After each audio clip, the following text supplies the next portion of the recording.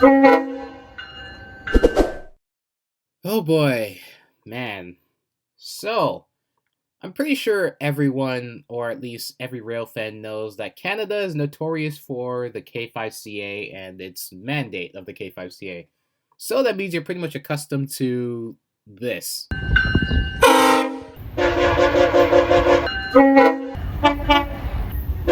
But literally today, the day I'm recording this, 249 came back. Cool, but that's not what I'm talking about. I'm talking about this.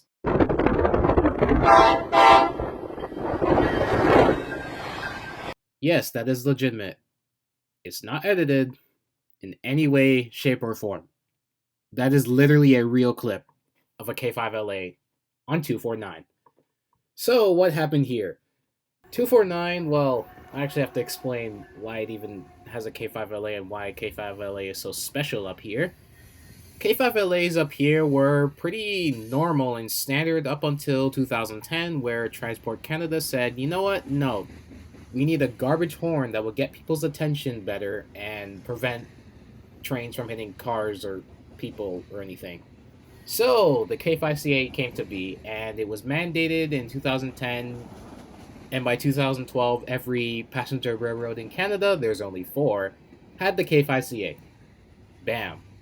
But this is where things are a little interesting. Transport Canada only mandated the K5CA on passenger locomotives. Well, it's actually every locomotive that goes higher than 65 miles an hour. So essentially, you could say every passenger locomotive. But not cab cars. Cab cars were literally not even thought of in this case. So, K5LAs were still prevalent on cab cars. But it became a choice of the passenger railroads to replace the horns on cab cars, which they did for the most part. EXO, West Coast Express, Go Transit, and Via Rail with their now Via Charger cab car things.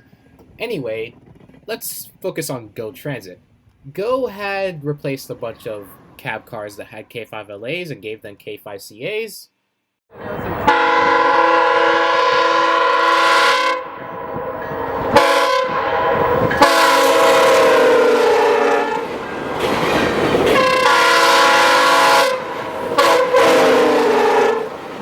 But they never got around to all of them. Most notably, Go Transit 242 to 250. And here's the thing. Go 251 to 257, they were built with the K5CA. And this is in part because the time that they were built was 2008 to 2013, depending on the cab car, of course.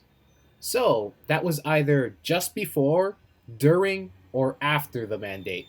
So, Go probably decided, you know what, just give them the K5CA. The mandate's gonna come anyway.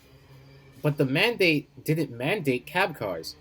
So again, this is down to the choice of the passenger railroad. In this case, Go said, you know what, just give it to them. But anyways, let's go back to 249. Interestingly, the batch of cab cars 242 to 250 got their bells and horn removed, which means you might think, okay, they're just going to get the K5CA when they return. Clearly not. 249, when they returned, it seemed to have gotten the K5LA, a raised letter K5LA to be specific. So, what happened? That I have no idea, but I'm gonna theorize that it seemed like they just picked the raised letter K5LA because it seems like that was the only thing there. Which now I don't think that's entirely true, and that's why it's a theory. But it surely is a welcome thing considering now people are just gonna flock to Canada, specifically southern Ontario, just to catch this one off cab car that has a K5LA surrounded by a sea of K5CAs. I'm not sure how long this cab car will have this horn, so come now, even though it's winter and it's bitterly cold. It's been cold for a long time. Welcome to Canada, I guess. Anyways, I hope it comes on the Kitchener line, and I know this makes me sound like a foamer, but I don't really want to travel to the Lakeshore line just to catch it, and, you know, especially because considering the fact that I'm in college and having to go down to the Lakeshore West while also going to class is difficult. So eventually it might make its way up here. Anyways, that's all the yapping I'm gonna do. Welcome back, 249, and you are gonna get the fame better than 214. Anyways, that's all I have. See ya.